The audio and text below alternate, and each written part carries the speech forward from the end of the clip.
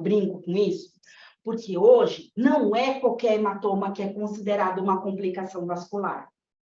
Então, a complicação vascular, eu preciso ter alguma repercussão. Senão, todas essas batidas de galo, todos esses galos que vocês tiveram aí, na testa, na canela, que acho que são os principais, né, menina?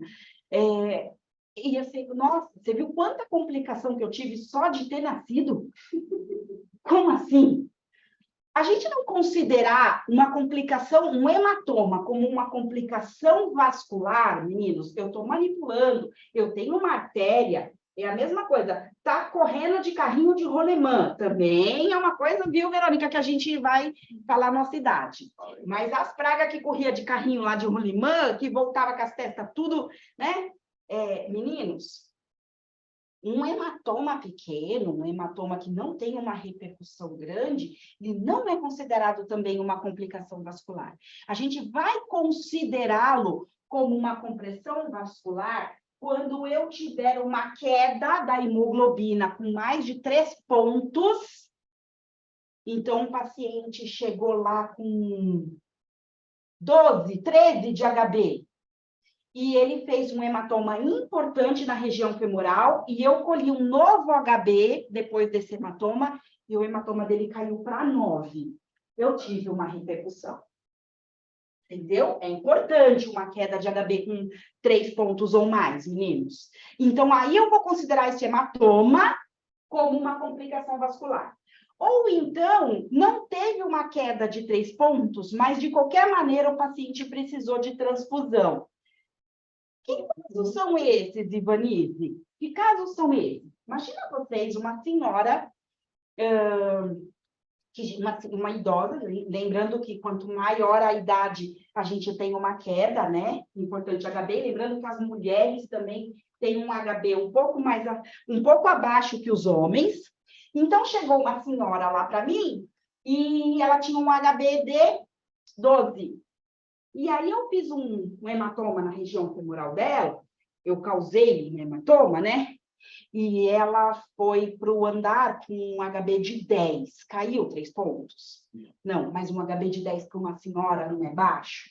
Então, vamos avaliar para transfundir? Então, eu não tive uma queda do HB de 3 pontos, mas eu achei necessário fazer uma reposição de hemocomponentes.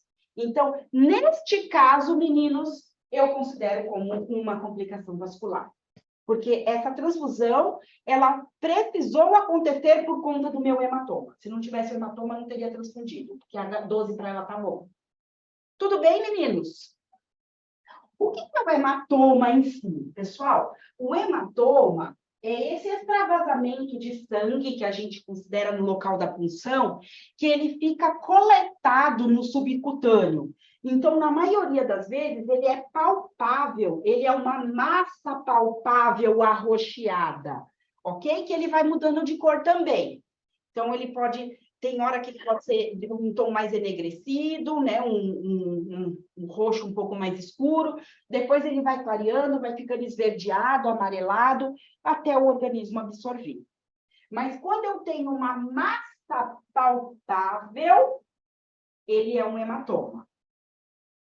Se eu tenho uma queda do HB maior do que 3, ou se o paciente precisou receber transfusão por este motivo, chamado hematoma, ele é considerado uma complicação vascular. Então, a gente só precisa tomar cuidado quando a gente faz os nossos indicadores, se a gente considerar qualquer tipo de hematoma uma complicação vascular, a gente vai acabar fazendo o quê? Fechando a hemodinâmica. Esse serviço não presta. E aí a gente pensa, como que a nossa mãe deixava a gente brincar na rua com esse monte de complicação? Não é verdade, meninos? Então, é importante a gente entender que, pela manipulação, eu posso causar um hematoma. O hematoma é uma massa palpável, mas a gente só vai considerá-lo como efetivamente uma complicação vascular se eu tiver alguma repercussão. Se não, fecha a hemodinâmica. Ok, meninos? Bom, eu tenho uma incidência muito maior, é óbvio, com hematomas menores, né? Então, eu tenho uma incidência menor com hematomas são de grande proporção, o que me causam ali uma queda de mais de 3 pontos. Lembrando que o que eu faço para tratar esses hematomas, meninos? Pega a faca, Florence Nightingale, pessoal, compressa fria. Lembrando que o Corém não deixa a gente falar compressa gelada, mas compressa fria com gelo. Entendeu? Medidas de... E por que eu falo isso, meninos? Eu entendo a posição do Corém também, pelo amor de Deus, eu não estou aqui falando... Porque, assim, quando a gente fala em com gelo, né, de compressa gelada mesmo, a gente precisa ficar junto ao paciente e aquilo não pode ficar mais do que 10 minutos, ou se o paciente reclama que aquilo está incomodando. Porque aquilo pode queimar, então você pode fazer uma complicação por conta do gelo. Então, isso tem que ser supervisionado. Essa história de deixar a bolsinha com gelo na mão do paciente, na perna do paciente, tanto gelada quanto quente, tá, meninos? Toda compressa precisa ser com supervisão.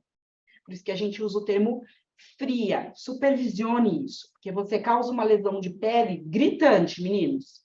Eu já vi pacientes ter que fazer enxerto por conta de compressa quente. Bolsinha? Então. Gelo queima como fogo. Do lado avessado do paciente, não tinha a menor sensibilidade, e quando foi ver, tinha uma cratera, e aí fez uma necrose, e foi para enxerto. Então, cuidado nessas compressas, né? A gente fica brincando, entenda realmente a posição do Corém, mas quando você olha aquele hematoma, primeiro que a nossa primeira medida é compressão, né, meninos? Então, a gente vai tentar reduzir o que a gente chama esse hematoma, e a gente, com o auxílio, utiliza o gelo, mas a gente está ali. Você saiu, você tira aquele gelo. Pelo amor de Deus, você não deixa aquele gelo em cima do paciente. Nem quando tiver... Ah, não, mas eu deixei a pele protegida com campo, nada disso, pessoal, esqueça, tá bom? Só sob supervisão. E as medidas de suporte, o que são essas medidas de suporte? Se eu tenho uma queda de 3 pontos do HB, provavelmente eu vou precisar de transfusão, provavelmente, tá? Até porque a gente lida com pacientes um pouco mais idosos. Se o paciente sentir dor, eu vou fazer... analgesia, vou fazer remédio para dor. Isso são medidas de suporte, meninos. Ok? Assim, que são as principais mesmo, né? Que é a preocupação com a queda do HB e o paciente sentindo dor. Ele realmente sente dor quando ele tem um hematoma. E se a gente for lembrar, quando eu falo hematoma e hematoma, meninos, pode ser em qualquer lugar. Você palpa assim, você sente aquela dor, não sente? É a mesma coisa que o paciente sente. Então, muitas vezes ele precisa de analgesia. Esse hematoma, a gente está falando dessa complicação pós um tempo de procedimento. Ou posso considerar o hematoma quando ele sai de sala? Quando ele sai de sala. Porque fica até mais fácil para fazer a compressa fria, porque você vai ter que estar comprimindo, no caso sem de uma dúvida. femoral, Sem vai dúvida. comprimir pelo menos 20 minutos. Mas, O gelo exatamente. só pode ficar 10. Exatamente. Mas acontece no pós também. Acontece, eu faço o meu curativo, e hoje a gente fez um trabalho, inclusive no Einstein, meninos, que muitos locais fazem um curativo compressivo. Curativo compressivo é máscara para complicação. Você está mascarando para você ver a complicação só daqui a pouco. Entendeu? Porque quando tem que complicar, ele vai complicar.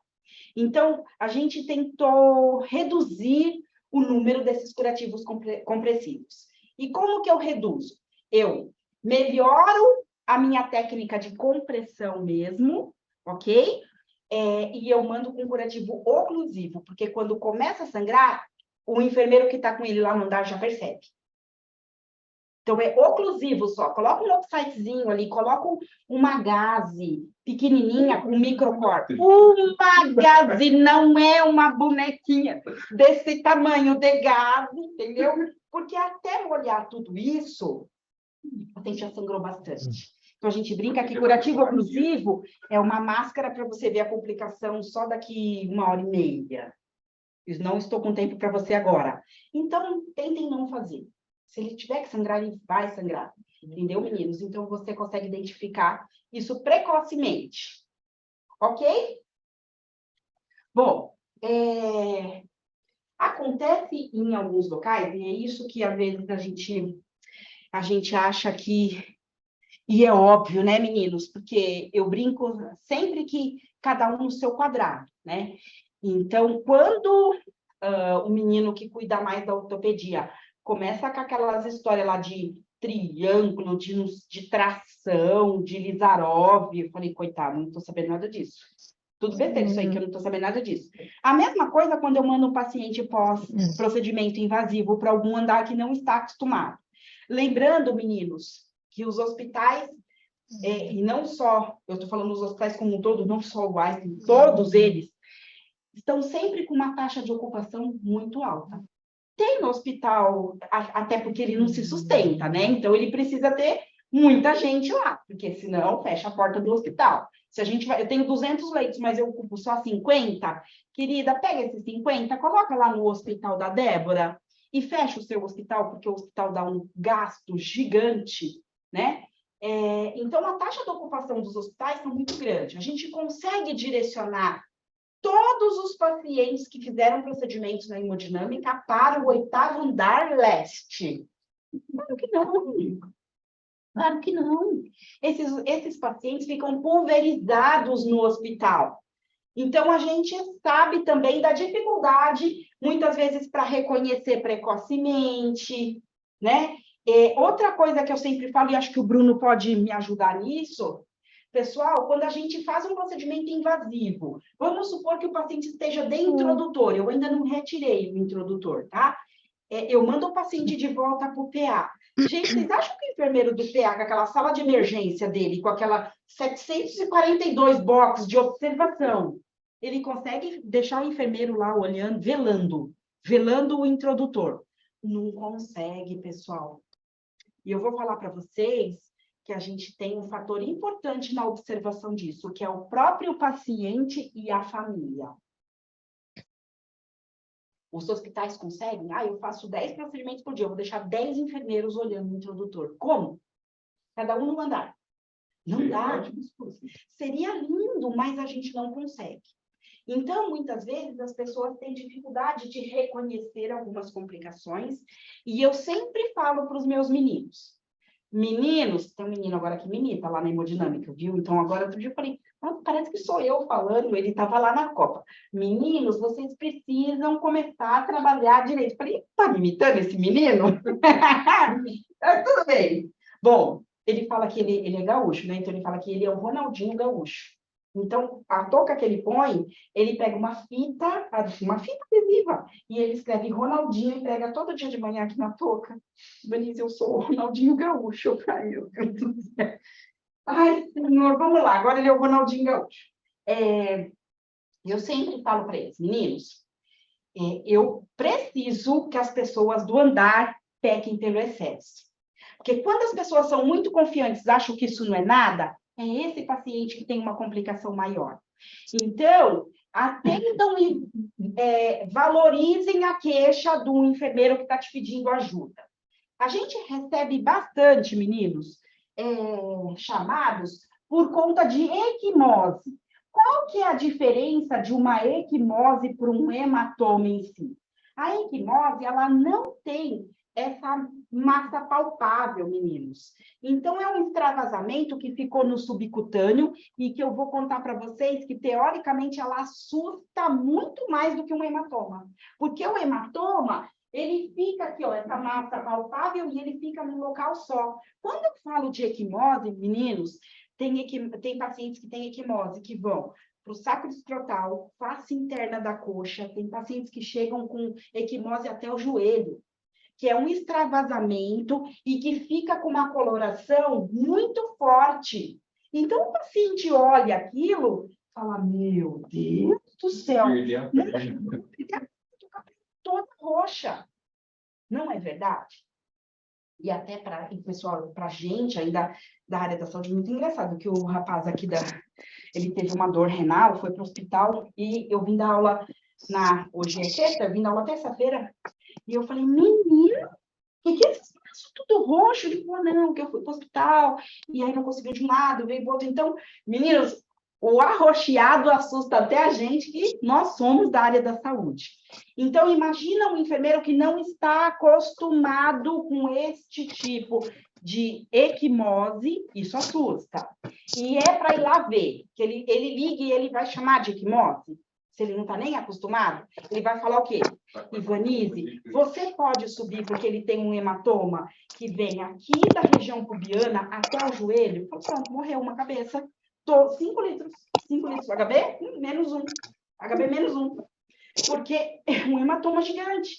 Mas considere esse hematoma e vá lá ver esse hematoma. Avalia. Tem alguma massa palpável? Não, não tem nenhuma massa palpável.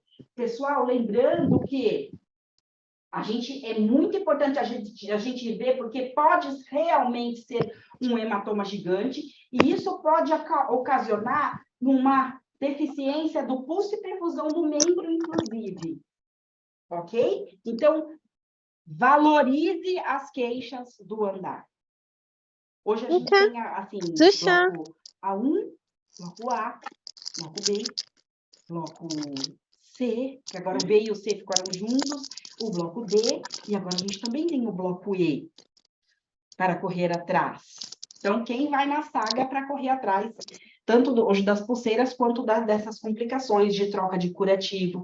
Meninos, vejam só, o menino que está lá, num andar, eu vou dar um exemplo, tá? Taxa de ocupação do hospital, 102%. Pode, Vanise, 102? Pode, porque quando a gente pensa em horário,